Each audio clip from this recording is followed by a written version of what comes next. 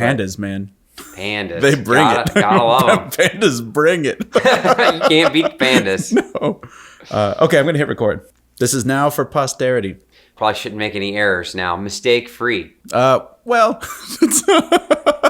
I was just looking at my iPad here, and it's a very white screen. It reminds me of this permanent dark spot I have on my eye.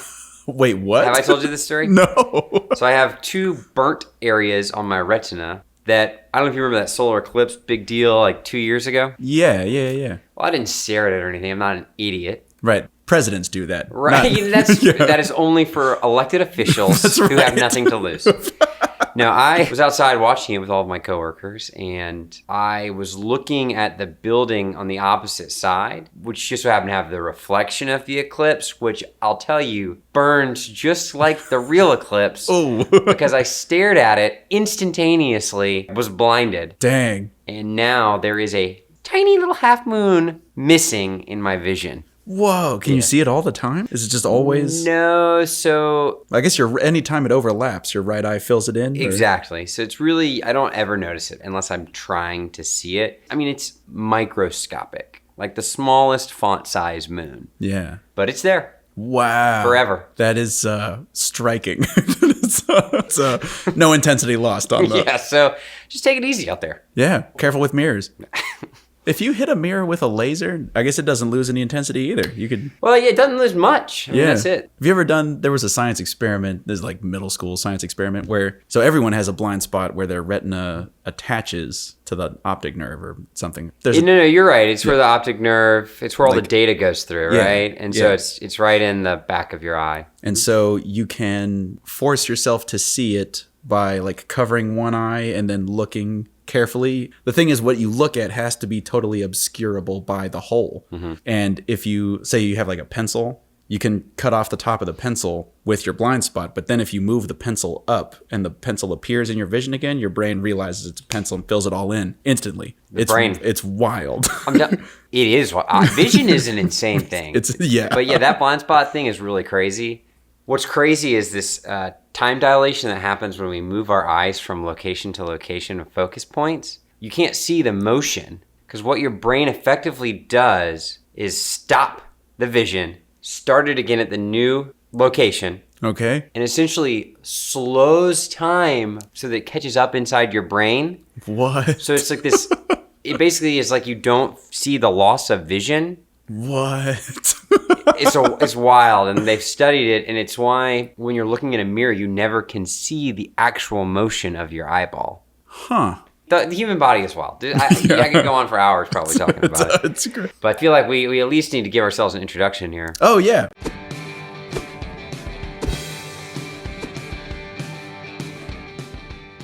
Welcome, everybody, to Learning Stuff with Nick and Jeff. I am Nick. This is Jeff. We're going to learn something together.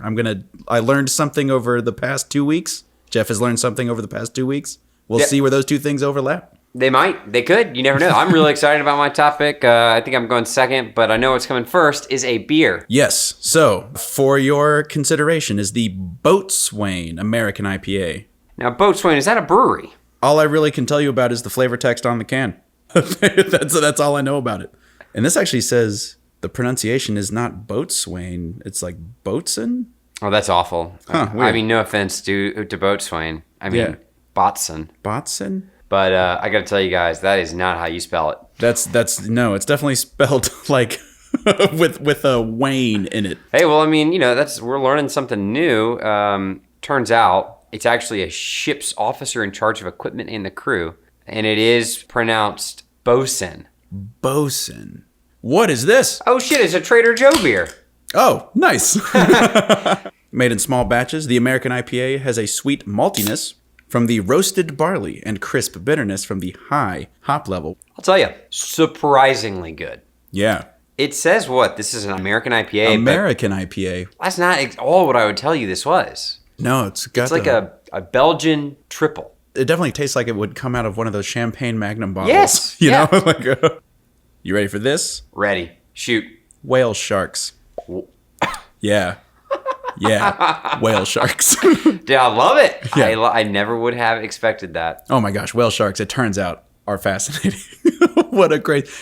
So just a little bit of background for my history with whale sharks. Not a lot, but we have some at the Georgia Aquarium. I've been told. And I don't know anything about them except that there's like one or two inside the really big Ocean Voyager tank. It's a sick tank. So the whale shark is the largest known living fish species. So dinosaurs notwithstanding, maybe stuff that Pacific Rim robots fight notwithstanding, where we can't go yet. What about Nessie? Maybe, Nessie might be a mammal. No, it's hard to say. That's a good point. Not in competition, but it's definitely the largest living non-mammalian vertebrate that we've discovered so far. I like that non-mammalian vertebrate. We get very specific here on modern stuff. And here's the thing. In order to be the best of anything, you have to get so specific. It's like living. That's important because there were some big-ass dinosaurs. Non-mammalian. That's important because, whales. Quite large. Right. Yes. Very, very, very large. Vertebrate, kind of important because I imagine there's some very large cephalopods out there. Your krakens and whatnot. Oh shoot! I didn't even think about the krakens. Yeah. So they have an entire genus all to themselves. Rincodon. Rincodon sounds like something you do to go on a trip. Oh, does it? I was thinking it's like a drug, maybe. I'm gonna get some Rincodon. Yeah. A trip, like yes, to trip. Right, not a walking trip, but a trip through the 8th dimension. We discovered it. This is like the most human being thing we could do. We discovered it in April. A nice April day in 1828 when we harpooned one. You said 1828? 1828. And we were just like, fuck you, shark. Trying to harpoon something and harpooned it. Well. So whale shark refers to the size, because it's very large, whale in size, and how their feeding habit seems to resemble a whale. So even though it's a shark, even though it's a fish, it doesn't eat like a normal shark. It's not like a Jaws shark. Probably not going to chew your leg off, for example. So their mouths, big, like 5 feet wide. And they do have 300 to 350 rows of teeth, but... I'm sorry, how many did you say? 300 to 350. Rows of teeth. Not quite enough for one for every day of the year. But not far off. I don't even understand how that's possible. Rows of teeth. Imagine it's just like I always imagine just a nightmare, right? Like a 5-foot funnel of murderous teeth. Like the Sarlacc pit. Oh, yeah, okay, all right. Yeah, okay, I like it. Just a whirling razor blade circle. Yeah, just after you've gone on your Rincodon trip and now you just see nightmares. Rincodon. Yeah. And but they have 20 filter pads, and they're filter feeders, kind of like the whales, hence whale shark. 5 sets of gills, important for breathing. You love those. Good investment if you live underwater. I'd say. Yeah. And their skin can be 6 inches thick. So, yeah, just like armor. I want everyone to think about what 6 inches of thickness of skin, okay? Yeah. That's what guys are all telling their girls how big their dick is, but it's actually bigger than that because it's the full 6 inches. Full 6 inches. And, like, you don't have to move anything around or, like, shave anything.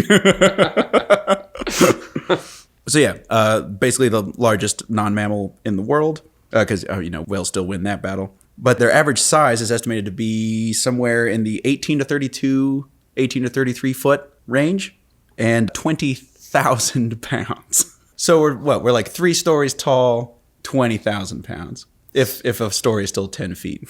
So let me just, for a minute, that's large. I'm going to go with the small size, 18 feet. Okay, sure. All right, let's say only a 4.5.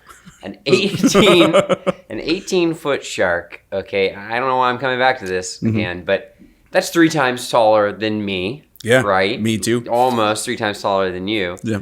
But their skin is like 100 times thicker. Yes. You know what I mean? Like ours. Ours is garbage compared to that. It's like they bulletproof. But how did they even harpoon it? Yeah, it must have just like got stuck. Yeah, seriously. And the shark was like, God, you jerk. That's crazy. So it's like a pretty large animal, but skin-wise, and obviously, I don't know how thick other shark skin is, so that people may be listening and be like, you idiot. you think, sir, you think a 6-inch skin radius is large? Well, allow me to, pushes up glasses, take you to school. Exactly. They're like a foot deep on regular great whites, I don't know. So we don't have a ton of data on the outer limits of what the size of these sharks could be. But the biggest one we found so far, 41 and a half feet long, 47,000 pounds. 47,000 pounds. Wow. Yeah. Gosh, I'm trying to think. Like, how much does a semi weigh? Yeah, that's a great question. That's something I should have looked up before this moment. I actually have an answer for you because I was just reading an article today about a semi that crashed carrying Nutella. And it was carrying 45,000 pounds of cargo. Okay. 45,000 pounds was of the Nutella? weight of the total vehicle. Well, the cab and the trailer and the Nutella. But I mean, yes, a lot of that was Nutella. A lot of that was Nutella. Yeah. That's a delicious accident. So, similar weight. Yeah, to a tractor trailer fully loaded. Yeah, that's crazy. They like warm water, tropical, warm temperate areas. Lives in the open ocean, but doesn't really go super deep. Probably why we've run into it as early as 1820. Let's see. They are migratory though, and every spring they go to the continental shelf of the west coast of Australia, and then they stick within like 30 degrees latitude or lower. Usually seen offshore. They'll get close to the mouths of rivers, but obviously they're too big to like get into a river. They would probably get into some shallow water troubles. In 2011, which is like a fun anecdote, 400 whale sharks were seen gathered near the Yucatan coast in one of the largest gatherings of whale sharks ever recorded. And the Yucatan is a great place to see seasonal gatherings for the whale sharks. Unfortunately, that's also led to ecotourism there getting unsustainably high. Typical people just ruin everything. This is why we can't have nice things. Yeah, seriously. So their reproduction system is unusual. They have eggs, but the eggs stay inside the body. And so the sharks give birth to live young, but the eggs provide nourishment from a yolk still. And there's no like placenta or anything like that. Right. Makes sense. Yeah. All of that said, this is all conjecture. We've never seen a birth. Wait, what? Yeah. Like this is all that's hardly a fact. Yeah, but this is what the scientists presume. And but yeah. Is that just similar to what normal sharks do? Is that the normal shark birthing method? Yeah, that is an answer I should have. Nice. Oviviparous. Can I just hit you with a vocabulary word there? Yeah, dude, and maybe deflect the question. You could have just told me that as the answer to the question and I was like, okay. Yeah, ovoviviparous. Ovoviviparous. Very nice. Oh, God damn. And that means live egg birth. Egg remain in the body. Sharks give birth live young. Yeah. There we go. Yeah, neither answer is short. So little baby whale sharks are only like 2 feet long. Okay, so foot and a half, 2 feet long. That's a good size. Yeah. Though they live a very long time. They reach sexual maturity at 30, kind of like I did. Yeah. And then they live to be They can live to be 70 years old. Okay, so not too different from a human being. Yeah. Would you say they're in charge?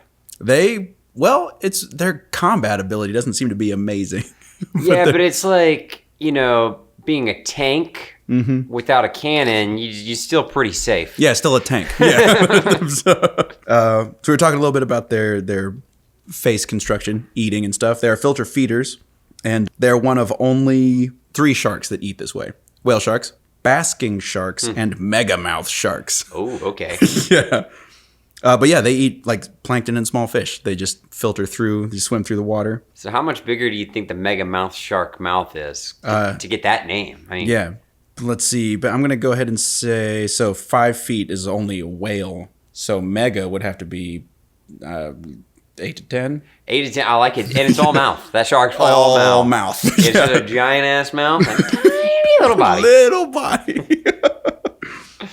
They will accidentally eat eggs. They don't mind eating eggs during like mass spawning fish, super egg parties, corals and stuff. Gosh, they can digest it. Yeah. So they're basically omnivores. And yeah, but that means because they filter feed, those 300 rows of teeth are vestigial and they don't do anything with regards to eating. Weird. Evolution's so weird. Yeah. Yeah. They actually have 2 choices for how they filter feed, though. They can do the classic ram filtration, which is what I usually think of, where you're like swimming forward. And then everything is just like you open your mouth and you swim forward and whatever falls in, falls in. But they actually also have the option of suction feeding. They can just like, yeah, exactly. Like straw like a 5-foot straw.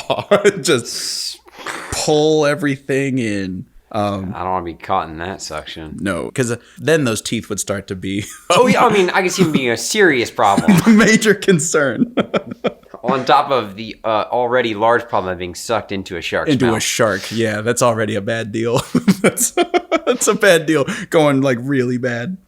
Although the way that the pads of the shark work, they don't go through the pads. So imagine a T... where like the water is the stem of the T hitting the top crossbar. That is not how their pads work. It's actually like an equal sign where they sort of like flows through it parallel to the filter pad surface. That actually makes a lot of sense. So the water can go through and, gets picked up on the side. Yeah. And so like denser food particles continue through to the back of the throat where they get eaten. Right. Yeah. one hopes. They will aim their feet, even though it sounds kind of passive where they just sort of like float through and que sera, sera. But they target groups of plankton and fish, and since they're able to use the straw technique, they don't actually have to swim to eat. They can stay still. They'll put away, like a juvenile whale shark will put away 46 pounds of plankton a day. Yeah, I could see that. I mean, I imagine you have to eat just a large amount. Yeah. So just in terms of, because this is how I think about stuff, is in terms of quarter pounders. Okay. Like quarter pounder with cheese. Let's see, whatever 46 times 4 is. That's how many quarter pounders we're dealing with. What, 160 quarter pounders with cheese? It's a lot. I'm not going to say I'm jealous, but respect. They don't pose a threat to people. Allegedly. With razor sharp teeth and their giant mouths. And sometimes you can ride them because they're huge. Discouraged. No, I don't think so. But young whale sharks, like young playful whale sharks, will sometimes like play around with divers and stuff. But they don't gnaw on them, huh? No, not yet. Good. No one's gnawed on them yet. We don't have a great estimate of how many whale sharks there are. Okay. But they're currently considered endangered because of fisheries and getting hit by boats. And because they live a long time and mature very slowly. It's tough for them to replenish when their population takes sort of artificial reductions, like they get caught in the fishing nets and whatnot. But they are also actively hunted every year for their fins, skin, and oil. Who's hunting these things? China. God, yeah. Come on, China. Shark fin soup. Very difficult to house in captivity. This is what sort of brought me here in the first place. Okay. They're very difficult to house in captivity because they are incredibly large, and they require 46 pounds of plankton a day. Yeah, how do you get that much plankton? I hopefully wholesale. Because of like a boutique plankton, that would really run up a tab. But the very first aquarium to house a whale shark was the Okinawa Churaumi Aquarium in Japan. Sorry about the pronunciation. That was in 1980. And now the only place that houses a whale shark outside of Asia is the Georgia Aquarium. Heck yeah, brah. And fun fact, just to wrap up my whale shark trivia night here, they're on the back of the 100 peso bill in the Philippines. Wow. That is interesting. Just like what a choice. Like yeah, whale shark, 300, nightmare of teeth, but totally safe. Do the whale sharks like migrate around there? Or yeah, I guess they move around between in that area, Philippines, Australia, Yucatan, all that. It's a big area. It's I guess they take up a lot of space. That's like a large percentage of the planet, right? Yeah. I wonder how fast they have to move to keep, because I guess they have to leave once they eat all of the plankton in the area, plankton and small fish. They got to let it recover. Yeah, you can probably on that. What's it called? The underwater highway. Yeah, the one that the turtle catches in Finding Nemo. Thank you. Exactly. Yeah. That's the one I was talking about. That is pure science, obviously based in reality. I'm sure it exists. Tag, Mr. Turtle is my father. So there you have it.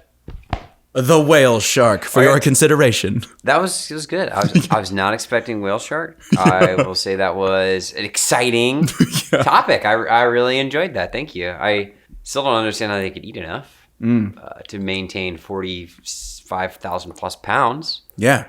Especially from just sucking water. Just breathing in. It's yeah. All right. Well. All right. Yes. So my topic is Lyme disease. Lyme disease. Dude, I've been afraid that I was going to catch that just because I'm going to the swamp tomorrow. I'm going to be at Okefenokee Swamp. Forget it, dude. You're done. Oh, damn it. This is one of those diseases that really kind of a relatively new discovery. Oh, really? We don't have any idea how long it's been around. at least the 1800s, probably earlier. I think they dug up a mummy or something and determined that it had some of the symptoms or signs of Lyme disease. But the name that they use for it is Borrelia burgdorferi. And I'm going to get into that name a little bit later because there is a reason it's called that. But I want to get into the history a little bit because this is what really I find so fascinating about it. Some of the symptoms that, like I said, we had them in the 1800s. We see them popping up in Europe in the 1920s, and no one really knows what it is or what's going on. There's a name that's given to a lesion that's showing up on people, and that is erythema migrans, and it's a red ring-like rash that's showing up. No one really knows why. We start seeing confirmed cases in the United States in the 1970s. Now, these are the first confirmed cases. However, there probably were others that just went undetected. And the cause just really wasn't understood. And in fact, in different areas, they were using different names to try to figure out what this disease was. But the name that it finally stuck, Lyme disease, it actually comes from a small town in Connecticut called Lyme. Oh my gosh, this is a Stephen King book if I've ever heard one. It's so crazy because what happens is there is a large uptick in juvenile rheumatoid arthritis in this town. And actually there's 2 other towns right next to it. And if there had been 1 case in that town, that would have been normal. We're talking double-digit cases of rheumatoid arthritis in kids popping up. It's unheard of. So it's a statistical anomaly. So scientists go in to investigate. Some doctors start thinking it's contagious, like that it's rheumatoid arthritis and it's contagious rheumatoid arthritis, which has never existed. Yeah, right? That seems impossible. So there's a lot of disagreement about what's causing it. These young people are getting ill and the symptoms are sticking around. Some doctors thought it was a virus that would go on its own. Others believed it to be a bacteria, so they should be treated with antibiotics. It wasn't until a researcher named Willy Burgdorfer, got that. Wait a minute. At a Rocky Mountain Biolab is credited with being the first one to really identify what was causing this disease. Now, they had some ideas that it was being spread by some kind of animal, insects most likely, maybe mosquitoes. Okay. But they were doing some research in ticks. And inside of these ticks that they're pulling from this area, they find something in the gut, and it's called spirochetes. It's a type of bacteria. Oh, okay. It's a long, slender bacteria. It's a fraction of a micron in diameter, 5 to 250 microns long, and they're tightly coiled. So they kind of look like springs. And they have an arrangement of axial filaments on the exterior. They kind of create an outer sheath, or in this bacteria's outer sheath, which makes it a little bit more difficult for the body to fight. And it allows the bacteria to move, and they actually move by rotating. Oh, they like spin? Yeah, exactly. Like little propellers. It's pretty crazy. Propeller springs. So he discovers it, and he discovers that they can be treated with antibiotics, right? So this sounds like a really boring story that's over. Yeah, we win. Good guys win. Penicillin wins again. But turns out it's actually a huge problem still. Transmission's happening a lot of the times through these small ticks, juvenile ticks. And the reason is larger ticks often are identified very quickly, removed from the skin. They don't have time to get the bacteria. And that's what's really cool about them, right? It's because if you have a tick on you for 5, 6, 8 hours, you're not going to get Lyme disease most likely. Oh, okay. Most likely, I'll say. What happens is these spirochetes, they lay dormant in the gut of these ticks. And they require the warmth of a new host to activate them. Okay. And so that tick, ticks do a lot of things when they're sitting on your skin. They bite down, they're injecting antibodies into a human, to keep the human's body from alerting you to its presence. And then they're drinking your blood. And so as they're doing that, it takes a long time for them to get to that point. And those little spirochetes, the little bacteria, are warming up. And they're like, hey, what's going on? It takes usually about 24 to 48 hours for them to become active to actually go into the human body. Okay. So they're getting warmed up by your blood going into the tick? They're in the tick and your blood's going into the tick? Even just the presence up against the skin. Oh, okay. Right? Because it's being warmed up. So here's where things get a little tricky, though. Because yes, say a tick attaches itself to you and then starts feeding. It takes a while for that transmission to occur. However, let's say that tick had just been feeding on something else. Bacteria has already warmed. Yeah. It's primed and ready to go. It bites you. An hour. Boom. Jumps in. You're in. Yeah. So can deer and stuff get Lyme disease? You don't usually see it in deer. Most of the time, the ticks are picking it up from birds or rodents, smaller like mice. And they're just carriers for this bacteria. So that's typically where they're picking it up. One of the problems why it's so difficult to isolate is because ticks are freaking disasters for bacteria. They're full of them. These things transmit all kinds of bacteria. And they found out the people that were getting Lyme disease most often also had another bacteria or illness they had contracted from one of these ticks. So the doctor just walks out with a scroll. It's like, you have... Well, that was one of the problems. People were having all of these different symptoms, and sometimes it didn't line up. Oh, yeah. Because you've got all these different things that are popping up. So this person might be a kid with the rheumatoid arthritis, while this person was an adult with slightly different symptoms. But they had gotten some of the same stuff from these ticks. But what's also cool is so that tick has bitten you, right? And it has created a protective bubble, essentially, for the bacteria. Now, that's not what it's trying to do. But when it's released those enzymes into your body to keep it from fighting it off. Oh, yeah. And keep your blood from congealing, I guess, right? Or coagulating. Yeah, exactly. Yeah. What it's done is create a little safe pocket for these spirochetes, okay? So what happens is they sit in there and they get all excited and they start multiplying like crazy. And that's why you get this ring-like rash. Because what's happening is they are multiplying and then they are leaving. Like in all directions. Oh. That leads to that rash, and that's where they're spreading to your joints, to your heart, your nervous system, other areas where the immune response is often going to lead to inflammation. Just like rheumatoid arthritis, people were complaining of swollen joints. It was leading to some crazy stuff, actually. Symptoms that would look like meningitis. They were saying that people had bacterial meningitis, which is, I think, if I'm not mistaken, is a death sentence, essentially. Yeah, that's a bad deal. So it was very difficult for anyone to get this. And a lot of the times the symptoms even persisted past the point of giving the antibiotics. They'd go through a full course, which a lot of times might be up to 30 days. Dang. And they still had these symptoms. I'm sure you've heard of Lyme disease. I'm sure you've even heard of this bullseye rash, right? Mm-hmm. Like that is the identifying factor for Lyme disease. But a lot of times it's not a bullseye rash. Sometimes there's no rash at all. Sometimes it's just a regular rash. And sometimes it might be an area where you're just not looking. You didn't know there was a tick there. You didn't see it. So if there is a rash at a point where you could have been bitten by a tick, automatically they're going to assume you have Lyme disease and you're going to be treated for it. You don't have a rash, though, is where things get really tricky, okay? Because there's a blood test that they use to determine if you have Lyme disease. Problem is, it's not testing for the bacteria. It's testing for the body's immune response to that bacteria.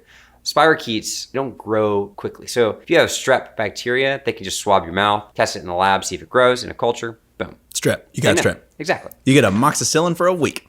But no. Yeah. Cured. Dusted. Marks. Yeah. But in this case, they don't respond like that. They're very difficult to culture. It's one of the reasons they were struggling to identify what the issue was. And so that's why they're doing a blood test. They're testing for the immune response. Problem is, about 20% of the population already has that immune response in their blood. Why? It could be any number of reasons. And most likely it's not because you had Lyme disease or anything like it. Yeah. But you had something else or, from some type of evolution, your body just has that immune response already as part of it. Wild. So it's not even like a vaccine or something. Because you can't get vaccine for Lyme disease, right? You just... Actually, there are vaccines to Lyme disease. Or vaccinated. You can't get vaccinated. That's like not a word. 50 to 70% effective. But yes, there are vaccines, but nobody's getting vaccinated for Lyme disease. Right. Most of the time, right? That's very specific cases. So that right there can lead to a false positive. That's 1 in 5. Yeah. That means 1 in 5 people that are tested could lead to a false positive for Lyme disease. And then they would hit you with like the 30-day antibiotic regimen and you don't even need it 1 out of 5 times. Right. Exactly. Brutal. That's brutal. So they've developed this 2-part test to get rid of that problem, but we've got the opposite problem now. So rather than getting false positives, what we're getting is about 1 to 3% false positive, which is pretty good. But we're getting about 36% false negatives. Oh, so that's where you have Lyme disease, but it shows up, you're okay? Exactly. Yikes. Exactly. So there's a real issue with getting this disease identified still. So I'm going to get into a little bit of preventative things to do, okay? Yeah, because it seems like you just need to not catch this one. You don't want it. Yeah. If you go outside, you're in a wooded area, especially the northeastern United States where it's the worst. Near Lyme, Connecticut, we're looking at you. Yep. But if it's gotten bad throughout the entire country, it can be anywhere. But if you find a tick, remove it immediately. Obviously, the longer that tick is attached, the higher the risk is you're going to get Lyme disease. How you want to do it? Tweezers is the way to go. Okay, this is the CDC. They say take some fine tip tweezer, get it between the skin and the tick, grasping very firmly, and pull a closed tweezer straight away from the skin without twisting or jerking or anything. You don't want to crush the tick either, okay? Oh, yeah, you don't want to squeeze all of its inner nougat out. Absolutely. And I want you to remove the tick if there are any pieces still left in you. Every piece needs to be removed. Dang. What the CDC says also is do not use your fingers. Do not use nail polish or nail polish remover. no petroleum jelly, or no heat. Don't use anything that's going to excite the tick. Just as you got a good shot that's just going to shoot all kinds of bad stuff into you when you're doing that. In Australia, there's actually a different type of tick that is a problem. They call it the paralysis tick. What? That sounds way bad. This is what they'll say. Don't use tweezers. Because if the person is allergic, anaphylaxis could be the result of using the tweezers to remove it. Instead, you should freeze it. Okay, so still no heat. Doctor would use liquid nitrogen, but they also might use like a wart freezing product you would get from the store. Just freeze that sucker off. So you could technically do that here. I just can't imagine the paralysis tick. Yeah. So is that still Lyme disease, or no, is that's a different disease? But what I was getting at was the method. Yeah, it still works. The method is still okay. Another Australian method is just floss. Use floss and just whoop, whoop, whoop, jamming it in between the tick and you, and just pull it off. Or fishing line, and pull it away from the skin. Recovery is about 90% for full recovery. That's the recovery rate from Lyme disease. So most people recover from it, right? It's usually not a fatal condition. But I was going to say that last 10%, do they die? Well, no. I mean, depending on the length of exposure and the severity of the Lyme disease, I mean, you can have permanent neurological issues for the rest of your life. Oh my gosh, like all the side effects of a stroke. Yes, exactly. Right. So, you got the facial paralysis, brain swelling is happening here. That's always bad. You can see it being permanent damage. This is where things got a little too interesting for me, okay? Oh, no. In July of this year, 2019, the United States House ordered an investigation into whether the Pentagon released weaponized ticks infected with Lyme disease between the 1950s and the 1970s. This is actually a real investigation. I looked in the court filing documents. This exists. This is a real Did we manufacture Lyme disease? Well, we probably didn't manufacture it, but did we weaponize the ticks? So I read a little further. I was reading some excerpts from a book. It's called Bitten, The Secret History of Lyme Disease and Biological Weapons. And it cites the Swiss-born discoverer, saying that the Lyme epidemic was a military experiment gone wrong. He died in 2014. Of Lyme disease? But he worked as a bioweapons researcher for the U.S. military and said he was tasked with the breeding of ticks, fleas, mosquitoes, and other blood-sucking insects and infecting them with pathogens that cause human diseases. Wow. So according to the book, there were programs to drop weaponized ticks and other bugs from the air, and that uninfected bugs were released in residential areas to trace how they spread. Such a scheme could have gone awry and led to the eruption of Lyme disease in the United States in the 1960s. So it is a Stephen King book. That's what happened to the town of Lyme. I'm telling you. They got on the wrong side of a Pentagon experiment. Is that not one of the most nuts things? That's insane. You said the spiral shape of it makes it very difficult for the body to fight? Yeah, it's the body struggles with it. Yeah, and so it sounds like you just can't beat it. It sounds like you need antibiotics or death. Antibiotics or like brain swelling and stroke. Yeah, face. It does. That seems to be the case. And the doctors in the beginning were saying, just take Advil. You'll be fine. It's a virus. It'll go away. Yeah. Well, I mean, it sounds like it makes you, I mean, if you can't move and your face is numb and your brain is swelling, you're probably a non-combatant at that point. That's true. And it's hard to know who had Lyme disease. Yeah. They weren't looking for it. They didn't know what it was. And it was being misdiagnosed as all these different issues. And it's so vague. Yeah, it's so vague. And everything about it is mysterious. That biological cocktail inside of the tick gut, you just don't know what you're dealing with. I understand it took 8 years from the beginning to like identifying what it was to having a cure, like identifying these kids and having something to actually treat it. 8 years, which honestly to me that sounded very quick, but they were talking about other diseases, and then they were saying, 12, 18 months was how long it's taken. Oh, really? Because once they identified the bacteria, usually you could very quickly get a treatment because they're using drugs that are already on the market to treat a lot of these bacterial infections. But the problem with this one was it was just very difficult to isolate. Doesn't grow quickly. Doesn't grow. But also doesn't die easily. Right. It's like sturdy. It's like Bruce Willis. Every single one of these is a spiral wound Bruce Willis from Die Hard specifically. Yeah, definitely Die Hard Bruce Willis style bacteria. Yeah. And what was interesting is there's also a lot of patients who they go through the cure, their body no longer has spirochetes in it, but they still have the symptoms. What? Yeah, I think they're calling it chronic Lyme disease. And even crazier are these people out there, they sell alternative health remedies, but this stuff is like nonsense science. I mean, healing crystal.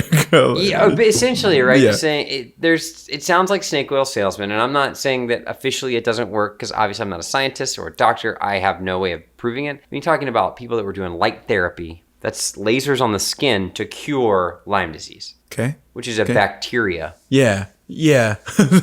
And while we determine that light doesn't lose any intensity when it reflects off windows, mirrors, and whatever, that doesn't necessarily mean it'll cure your rheumatoid arthritis-like symptoms as a result of spirochete bacteria. Right, it's nuts. If you want to know more about Lyme disease, this podcast is called Patient Zero. It's done by the New Hampshire Public Radio, and it's entertaining. Yeah, of course, New Hampshire's profiteering off Vermont's problems. I've got to appreciate the juxtaposition of our two topics size-wise. I mean, literally, one of the largest, what did you say, vertebrate, non-mammal right, creatures. The largest non-whale. Yeah, exactly.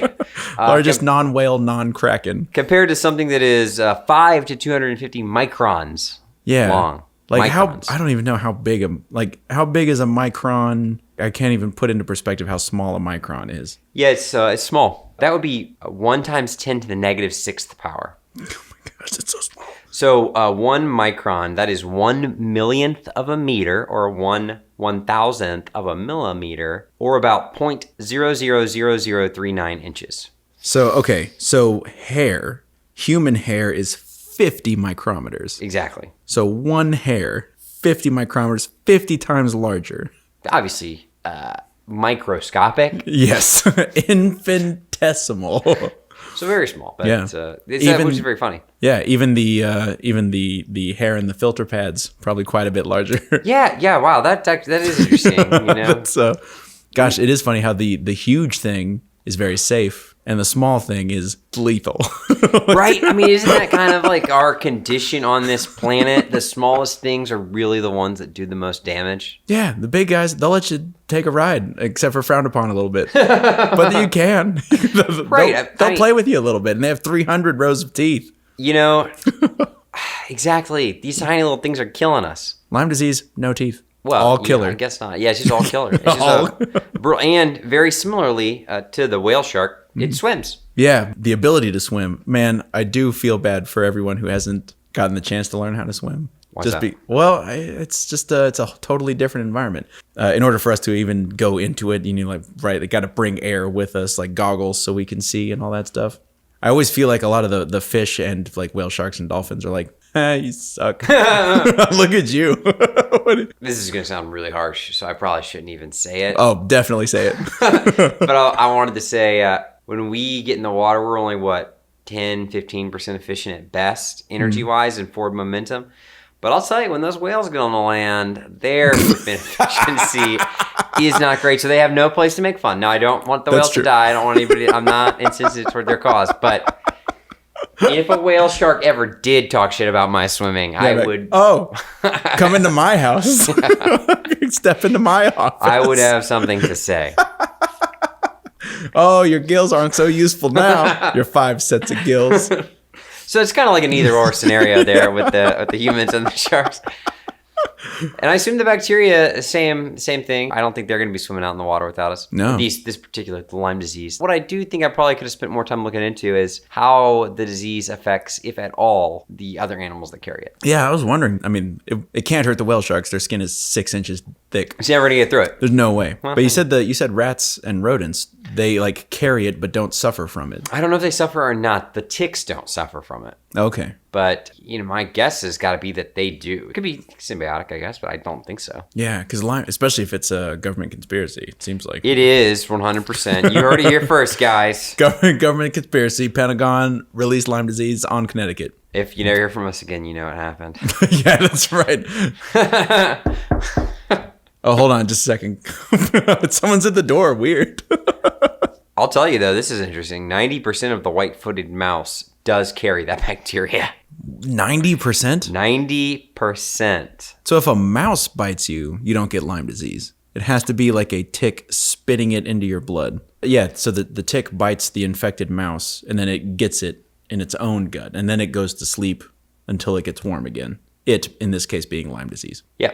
Yeah. Listen to this. New research is showing from the Journal of Ecology that mice appear to be indifferent to larval tick infestations. Male mice with large tick loads were more likely to survive during a given season than those without. It is symbiotic then. It's nuts, man. These are the ticks themselves living on these mice. Yeah. Man, I heard that shark skin and like shark scales, something about the way that they're textured, actually prevents bacterial infection. And that scientists were looking into trying to make materials that mimic that. Pretty crazy. Yeah. They can't get bit. Stuff can't grow on them. Being a whale shark, except for being hit by boats, seems like a pretty sweet deal. Yeah, that would be sad to be a boat speed bump. Yes, you gotta maybe, and they don't like the deep water either. Which is crazy, you know, with that 6-inch skin, they could survive some cold water. Yeah, they just prefer the warm water. So maybe they are cold-blooded if they have that much insulation, but they still prefer shallow, warm water. Shallow, just right? Like the 40. Bacteria loving the heat. Yeah, neither of them work without the heat. That's it. Yeah. Look at that. I mean, the similarities are astounding. When you really put your mind to it, you can come up with some crazy commonalities. Yeah. I'm glad I don't think I have Lyme disease. Man, I really don't want to contract Lyme disease. So it seems like the Lyme disease, the creature itself, doesn't have any superfluous. It seems like the coil shape helps it move, and the coil shape helps it defend itself from us. Whereas somehow these sharks get by, where they have like 300 rows of vestigial teeth that don't do anything. That's not even how they eat anymore, or if they ever ate that way in the first place. They just 300 rows of teeth that don't do anything. It's nuts. But I mean, I guess we do that too, kind of, right? Like an appendix? Yeah. Why do we big creatures get saddled with all this extra baggage garbage? I think there's some other organs inside of us too that people are like, we don't really have a need for that anymore. Yeah. All right, well, I guess that is the end. I guess we've reached the end of this, our fourth episode. Fourth episode in the books. All right. Thanks everybody for tuning in. This was Lyme disease and whale sharks and everything they have in common. 100% of everything they have in common. We ran the full gamut today. Yeah. Hey, thanks everybody for listening, and we will see all of you next time. Bye.